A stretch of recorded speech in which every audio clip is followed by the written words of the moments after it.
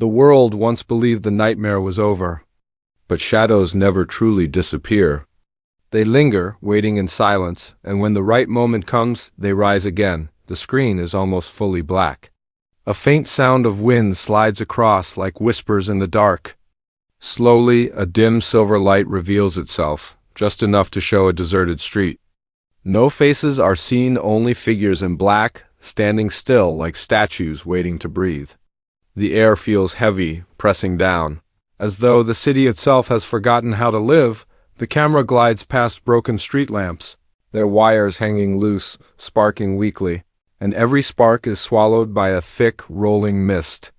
A small candle burns in the corner of a ruined window. It flickers once, twice, and then dies out. The darkness consumes the screen again, complete and endless. A deep voice begins to echo, slow and haunting. They thought the light had won. They thought the darkness was gone. But the truth is, the darkness never left. The words hang in the air, drawn out like a curse. The visuals shift. A hand reaches out of the mist, fingers pale and sharp, but the face behind it remains hidden. Shadows stretch across the walls like living creatures, moving with a will of their own.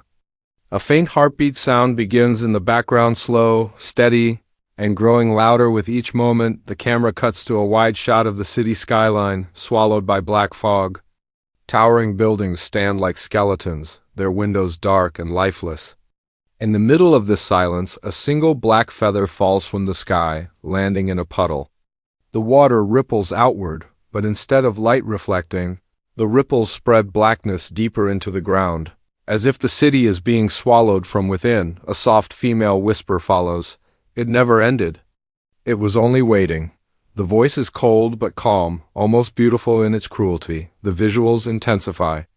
Faceless silhouettes walk through the empty streets. Their movements are slow, synchronized, and unnatural, as though guided by something unseen. The screen shows their black coats dragging on the ground, their steps echoing louder than they should. Each step sounds like a drumbeat, syncing perfectly with the rising heartbeat sound in the background. A single candle lights up again, this time in the hands of a faceless figure. The flame burns bright for only a moment before a shadowy wind blows it out. The screen cuts to black dots. Suddenly, a sharp sound of glass shattering pierces the silence. Pieces of glass fall in slow motion, each shard catching faint flashes of light before disappearing into the void. Behind the broken glass, eyes appear, dark, endless, and unblinking. They stare into the camera, but the face is never revealed. The narrator's voice rises. Deeper, more intense. The darkness whispers. The darkness watches. The darkness returns. The visuals fade into complete silence. Only the sound of a low, distant scream echoes through the black screen. A pause. Then, faintly, the title flickers in like burning ash. Beauty in Black Season 2. The words slowly dissolve, leaving only one line glowing in red. The return of darkness. The silence does not last. A faint hum grows in the distance, a low vibration, like the earth itself is waking up from a nightmare. The camera opens on a deserted alleyway, soaked with rain. Puddles ripple without cause. The sound of dripping water echoes louder than it should, every drop sharp, as though the shadows themselves are listening. From the mist, several faceless figures step forward. Their bodies are covered in long black robes that drag across the wet ground. Their heads are lowered, and where faces should be, there is only smooth, blank darkness. They move slowly at first, their footsteps heavy, leaving dark stains behind them that do not wash away with the rain. The camera cuts to a close-up. One figure lifts its hand. Fingers curl into a fist, and immediately the surrounding shadows begin to stretch unnaturally, like ink spilling across paper. Walls that were once plain now crawl with black veins, spreading faster with every second. The sound of the heartbeat returns, louder now, pulsing in sync with the movement of the figures. A black rose suddenly drops into frame, falling into one of the puddles. It lands softly, but the water does not ripple outward with light, it ripples inward, dragging the petals down into the darkness below. The rose dissolves, consumed, and the puddle becomes a black mirror reflecting nothing but emptiness, A voice whispers over the visuals. You cannot kill what was never alive. The tone is chilling. Neither male nor female, almost as though it belongs to the shadows themselves. The scene shifts. Doors slam shut one after another in rapid succession, as though an unseen force is moving through the buildings. Curtains flutter in windows without wind. In the distance, a scream rings out, sharp and short, then suddenly cut off. The faceless figures do not react, they only continue walking. Synchronized, like puppets bound by one invisible string, the music rises, building like a storm. Deep drums pound in rhythm with the heart, joined by metallic screeches like blades being dragged across stone. The sound is suffocating, overwhelming, but it pulls the audience deeper into the chaos. The visuals cut to a dark hallway. The walls are covered in strange glowing symbols, drawn in uneven strokes that burn faintly red. A faceless figure passes by and the symbols flare brighter as if feeding off its presence. For a moment, the camera lingers on one symbol in particular, a circle surrounded by jagged lines, resembling both a sun and an eye. The glow pulses in rhythm with the drumbeat, faster and faster, then silence. The screen cuts to a close-up of a door. The wood is cracked, the handle rusted. A faint scratching sound comes from the other side, slow at first, then frantic, like nails clawing desperately to break free. The scratching stops. A pause. Then the door bursts open, but nothing stands in the frame, only black smoke pouring out like liquid shadow. Filling the hallway, the camera cuts sharply between shots. A faceless figure raising its arms as the shadows swirl around them. Windows breaking, shards flying outward into the night. A single street lamp flickering before it explodes in a shower of sparks. A hand pressing against glass from the inside, leaving a trail of black cracks spreading like veins. The whispering voice returns, overlapping itself, growing louder, more distorted. It returns. It returns. It returns. The faceless figures gather in the center of a ruined street, standing in a perfect circle. Their movements are no longer slow. Now they are precise, ritualistic. Each one raises its arms toward the sky. From above, the clouds churn violently, spiraling into a black vortex. A single bolt of dark lightning splits the sky, but instead of light, it shines pure shadow. Swallowing the stars above, the ground trembles. The circle of figures steps back, revealing something in the center, a pool of pure blackness, swirling like liquid night. From within the pool, something begins to rise, its form unseen, but its presence undeniable. The camera never reveals it fully, only quick flashes of movement, a clawed hand, a shifting outline, eyes glowing faintly in the dark. The narrator's voice returns, stronger and sharper now. You thought the darkness was gone. You thought the fear was buried. But darkness does not vanish, it waits. And now it takes its throne. The screen shakes violently as the sound of thunder crashes overhead. The faceless figures drop to their knees, bowing to the unseen form. The shadows rise higher, swallowing the city skyline, and in the final shot of this section, the camera tilts upward to reveal the black vortex swallowing the moon whole. The screen cuts to black. Silence again. Only a faint echo remains. Whispering in the dark, the return has begun. Asterisk, the sound begins first. Not music, not whispers, but something heavier. The sound of breath. Slow, strained, uneven. The screen is black, and the breathing grows closer, louder, until it feels like it is right beside the audience. Then, a faint spark of light slices through the darkness. A single figure stands in the middle of a vast empty hall. The floor is stone, cracked and worn, glowing faintly with strange markings. The figure is faceless, its head tilted downward. One side of its body is bathed in pale light, the other swallowed by shadow. It does not move, but the division of light and dark across its form creates the sense of a battle already raging within it.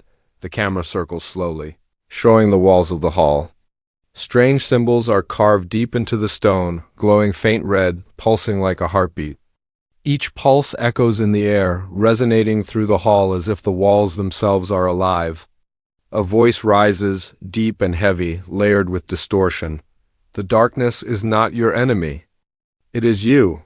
The visuals cut to a shattered mirror lying on the floor.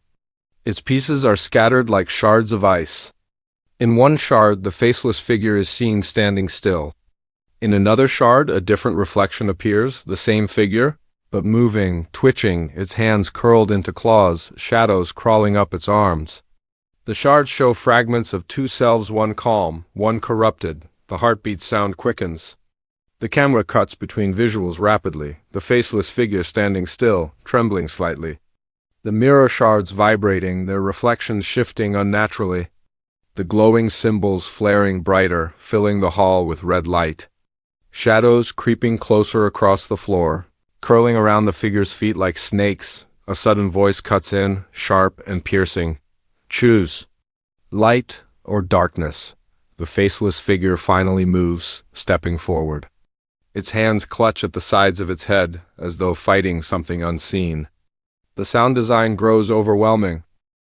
Whispers overlap, screams echo, and the steady heartbeat pounds faster, faster, faster. The camera zooms into the figure's chest, showing veins of shadow spreading beneath its skin, glowing faintly like burning coal. The scene flashes to black, then returns. The figure now stands surrounded by a circle of faceless silhouettes, each one identical, each one tilting their heads in unison. They whisper in a language that cannot be understood, their words rising and falling like a chant. The central figure stumbles backward, but the circle tightens, closing in, trapping it within. Suddenly, one of the silhouettes lunges forward, pressing a hand against the figure's chest. Instantly, the glowing veins of shadow spread wider, crawling across the body like a living infection. The figure falls to its knees, silent, shaking as the chant grows louder, echoing like thunder. The visuals shift again. The camera zooms close into the shattered mirror shards. Each shard now shows a different reflection. One shows the figure screaming silently. Another shows it completely consumed by shadow, rising with immense power. Another shows it glowing faintly with light, resisting. The shards vibrate violently, then explode into dust. A pause. Complete silence. The faceless figure stands again. But something is different. Half of its body now drips with shadow, its arm elongated, claws stretching where fingers once were. The other half still shines faintly with pale light. It is no longer one or the other, it is both. The narrator's voice returns. Softer now, but cutting like a blade. There is no victory without sacrifice. No beauty without fear, no light without darkness. The camera shifts to the walls. The symbols that once glowed faint red now blaze in black fire, burning but casting no light. The faceless circle steps back, lowering their heads in silence, as though acknowledging something has awakened. The central figure raises its clawed hand, trembling. The shadowed half of its body moves with hunger, reaching forward, while the lighter half pulls back, resisting. The two sides clash, not with fists, but with presence, each one straining against the other. The hall trembles, the stone cracking, dust falling from the ceiling. A scream rips through the silence, not from outside, but from within the figure itself. A scream that is both human and inhuman, echoing with rage and sorrow. The sound is deafening, shaking the screen, until the image shatters like glass. The final shot of this section is a close-up of the faceless figure's hands, one glowing faintly, one dripping with shadow as they slam together in front of its chest. The impact creates a shockwave of black and white light, tearing through the hall and consuming everything in sight. The screen cuts to black. A faint voice whispers in the silence. The battle is not against the darkness. The battle is the darkness. The black screen lingers for several seconds. No sound, no movement. The silence itself feels wrong, as if something is waiting just beyond the edges of the screen. Then faintly, a single sound begins: footsteps. Slow, deliberate, echoing as if inside a tunnel with no end. A dim glow reveals the ground. It is cracked stone, wet with rain, reflecting the faintest shimmer of light. The camera follows the footsteps. Only the black boots of a faceless figure are visible, dragging across the floor. With each step, the stone cracks further, as though unable to bear the weight of what walks upon it. Suddenly, the footsteps stop. The camera rises slowly. The faceless figure stands alone in the ruins of a city street. The sky above is torn apart, spiraling with the black vortex that has swallowed the stars. Lightning crashes, not bright, but a strike of pure shadow that burns across the sky, leaving veins of darkness behind. The figure tilts its head upward, as if staring into the storm. Then, in a blur, more silhouettes appear around it. Dozens, hundreds. They emerge from alleys, doorways, rooftops surrounding the lone figure. Their robes ripple in the wind, their movements sharp and precise. Like soldiers summoned by an unseen master, the heartbeat sound returns, faster, louder. Pounding like war drums, the camera cuts rapidly between flashes, eyes opening in the dark, glowing faintly like embers. A faceless hand pressing against a wall, leaving black cracks that spread like a disease. A scream echoing from inside a shattered building, cut short by silence. Blood-red symbols glowing in the sky, written in lightning itself, then the whispers return. At first faint, then overlapping, building until the sound is unbearable. It begins. It begins. The lone figure in the center clenches its hands. The camera zooms in. Half of its body still gleams faintly with light, but the other half is fully consumed by shadow, dripping into the ground like liquid ink. It lifts its head, revealing nothing but a smooth, blank surface where a face should be. The whispers stop instantly. Silence. Sudden blast of black wind tears through the circle of silhouettes, knocking them backward. The lone figure rises slowly into the air, its arms spread wide, the light and darkness swirling violently around its body. The storm above answers, spinning faster, darker, as if the world itself is collapsing. The music builds to a scream of violins and pounding drums. The visuals quicken, flashing like lightning strikes, a mirror shattering into infinite fragments. Faceless figures falling to their knees in worship. A hand reaching out toward the screen, clawed and dripping with black fire. The moon splitting in half, swallowed by shadow. Streets flooded not with water, but with rising black liquid, swallowing everything in its path. The camera cuts sharply to the figure again. Now suspended against the vortex, a silhouette between heaven and hell. Its body shakes violently as though tearing itself apart. The narrator's voice returns, louder and colder than ever. The darkness does not return to be feared. It returns to rule. The figure's arms snap downward, and with that motion, the entire city plunges into total blackness. Buildings vanish, streets collapse, even the storm above folds inward, leaving only endless void. For a long, silent moment, there is nothing. Then two glowing eyes open in the void. They are not human. They are not kind. They stare directly into the audience, unblinking, piercing, as though reaching through the screen itself. A deep, monstrous voice speaks one final line, slow and deliberate. This time, the darkness chooses you. The eyes blink once and everything vanishes. The screen stays black. Suddenly, bold glowing letters rip through the silence, appearing as though carved in fire. Beauty in Black Season 2, The Return of Darkness. The title flickers like a dying flame, then solidifies in blood-red glow. A final sound plays, a distant scream echoing endlessly, blending with the faint sound of a heartbeat that refuses to stop. Then, silence, fade out.